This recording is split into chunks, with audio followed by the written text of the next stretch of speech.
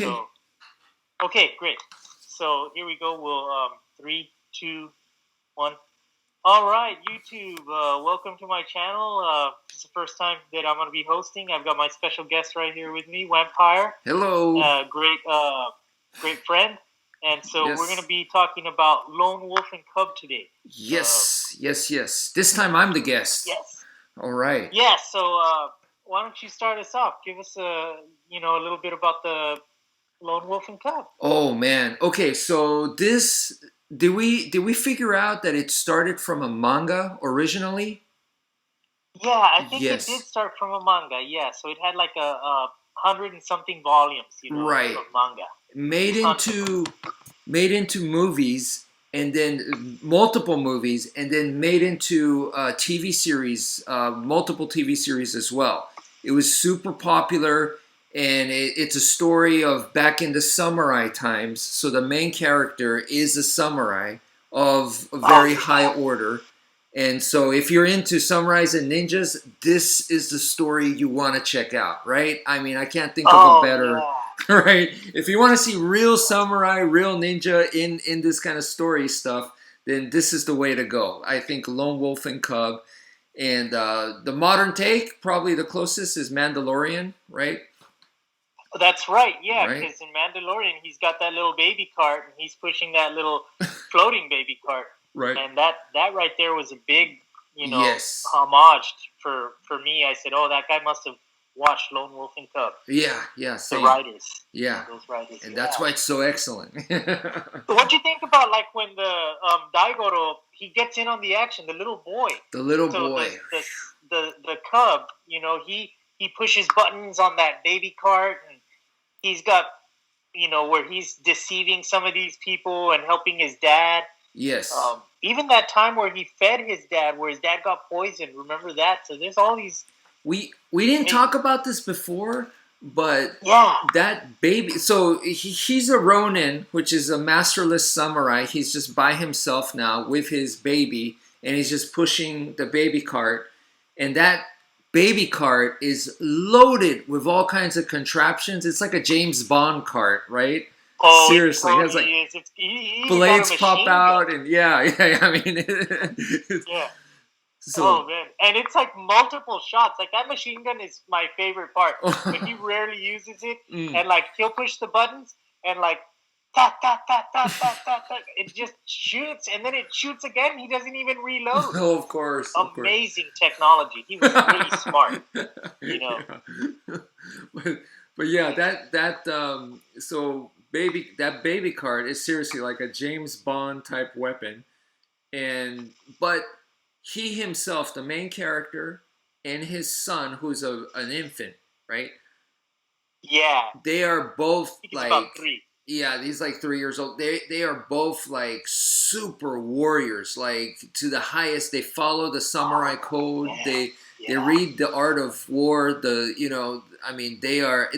That guy is a master of his own, the style, the wave slashing technique. Yeah, I think, what did they call it? Sui or Ryu? Yeah, I forgot the name, but yeah.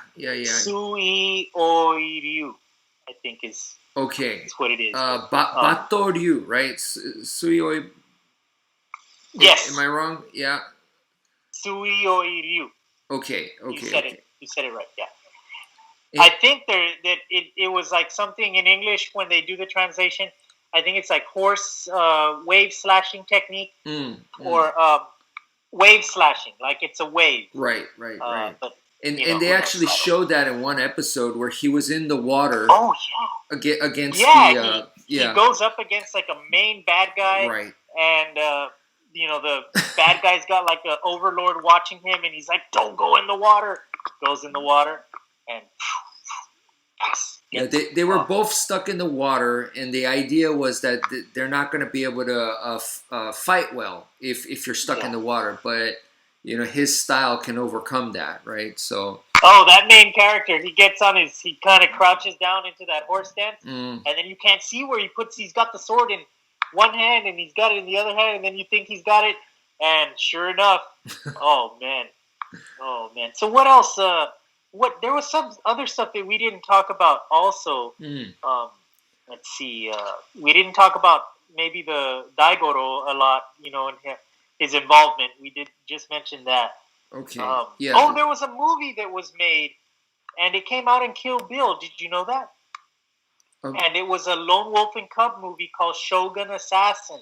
Okay. And it came out in the Kill Bill movie. Okay. I don't know if you knew that. So they were paying homage to Shogun Assassin or Lone Wolf and Cub. Now, Shogun Assassin is an edited version of the 6-episode TV series that I watched growing up about 25 years ago when I kind of first saw it in the 90s. And Shogun Assassin doesn't really do a good job with the translations.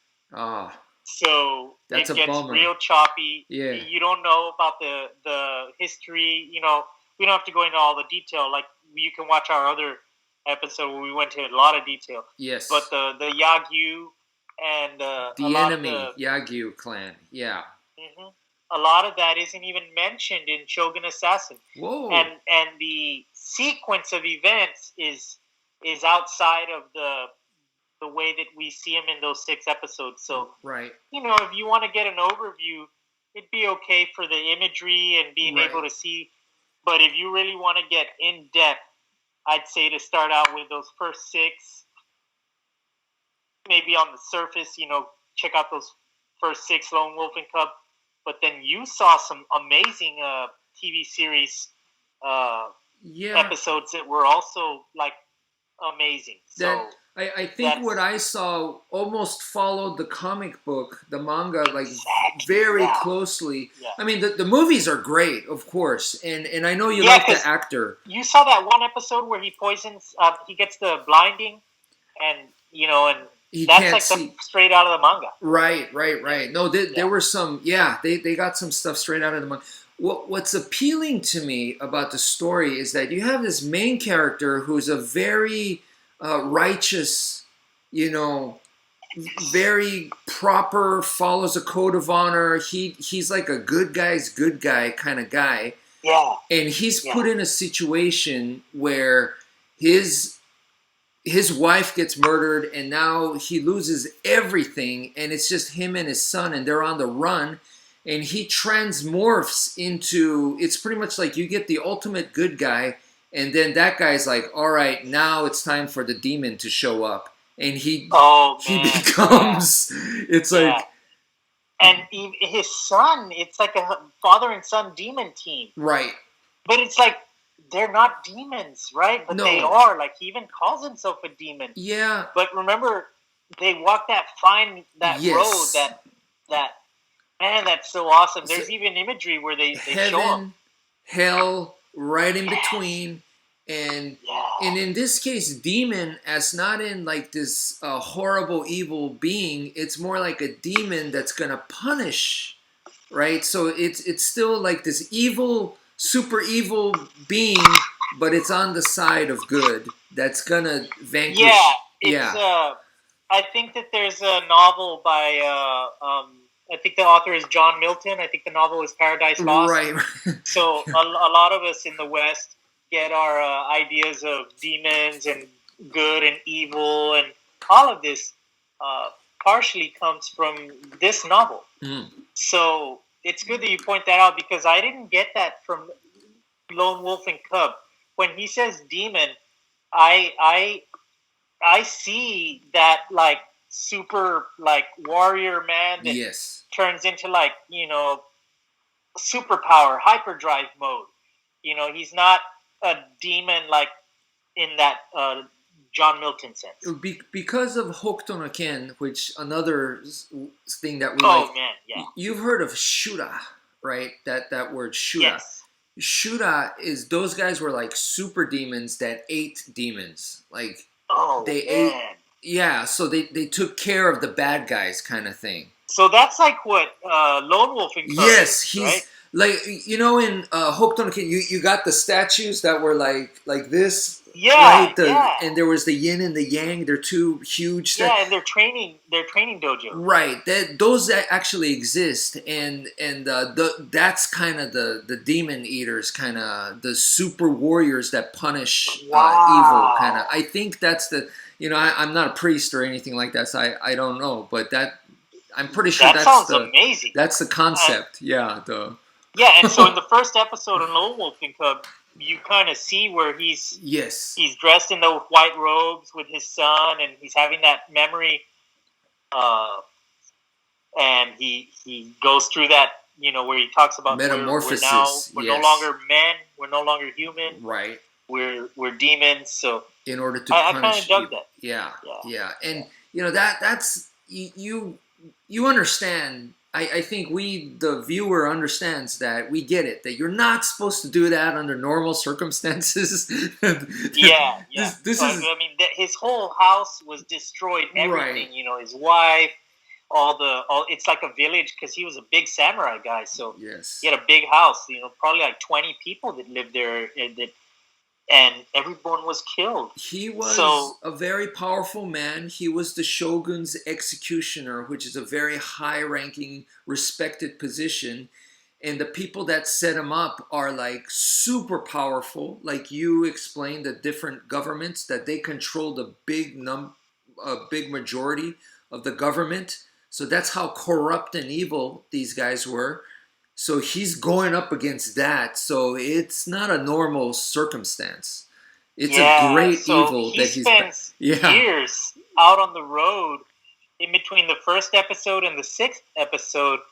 Years out there, and finally ends up coming around and facing that one grandfather Yagyu. Yeah, the head. The head guy who is the patriarch, the head of the whole Yagyu clan, and they fight it out in an epic battle. I think he faces down like 100 of these Yagyu swordsmen, and it's just blood everywhere, gore, hands getting chopped off. Right. He's all cut up. Right. At the end of this battle, he can barely walk. His robes are just, cut. He's got wounds. But his son and him, they make it. And, they kind of walk off into the sunset. So yeah, I would say that if you want to get a good overview, those 1 through 6 are great. If you want an in-depth, amazing, those awesome, the ones that you watched were great. So what were those called? It was also Lone Wolf and Cub, but what was it? Did it have a special name, the TV series? No, it was just a TV series, so it didn't have a special name, and I believe it's the newer of the two, right?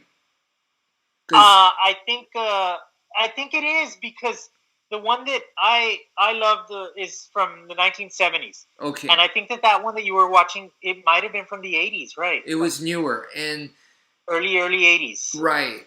And one of the things I think was when they showed him in the beginning in that one, they really showed a human side of him, which I was surprised, because I had seen him from the movies and stuff where he's already a cold-blooded, perfect assassin. In fact, when he's on the journey with the boy on the run, he has a flag that says "Assassin for Hire," basically. Yes, and that's right. You can't imagine someone advertising themselves as an assassin going from town to town. Man, he is such an expert. Right, you got to be crazy, or super good to do that. And so he's actually doing that, going sword for hire kind of thing, which is insane. And then there's already the rumors of the assassin walking through the Japanese countryside, of course, with a flag saying "Assassin for Hire." So it's like a double. He wants to be found, kind of thing. He wants to get caught by the evil people that framed him. And he's always looking for signs. Like he recognizes, that's a battle marking of between soldiers. It's like a way that he communicates with the people that hire him. Right. They do these little. Again, they use demonic markers. It's all art of war stuff. Yeah. Yes. It's all about battle kind of stuff. And so he knows, that clan is in trouble against this clan. Okay, I'll help out. And another thing is, he always asks, like, why do you want to hire me, right? Oh, yes. Yeah, he does. And then if he agrees to it, he tells them, tell me everything you know about this circumstance. He needs to know everything. Of course. Yeah, because Yeah, he's and no, thorough. it doesn't Yeah. matter how many people. It's one price. He's got his 500 gold pieces. Right. He Yeah. reminds me of, I don't know if you've heard of Golgo 13.